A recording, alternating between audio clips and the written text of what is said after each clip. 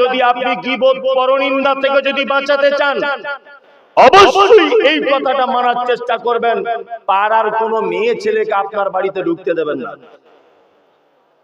কি বললাম বুঝলেন? কথা মাথায় ঢুকবে? পাড়ার কোনো মেয়েকে আপনার বাড়িতে ঢুকতে দিবেন না। যদি ঢুকতে আপনি দেন, তাহলে আপনার স্ত্রী গীবত নামক পাপের ভিতরে লিপ্ত হবে। পৃথিবীতে একটা মাত্র প্রাণী আছে, যে প্রাণী এত খাতারনাক, যার খায় তার দুর্নাম করে, তার নাম নারী। ও আপনার বাড়িতে দরজা খুলে আপনার বউয়ের সাথে গল্প করছে, দেখবেন অন্য কোনো গল্প নেই, একটাই ওর কথা, আজ 13 বছর স্বামীর কাছে জ্বলছি, আমার আব্বা কি যে দেখে দিল, অথচ তারই খাচ্ছে, তারই শাড়ি পরে আছে।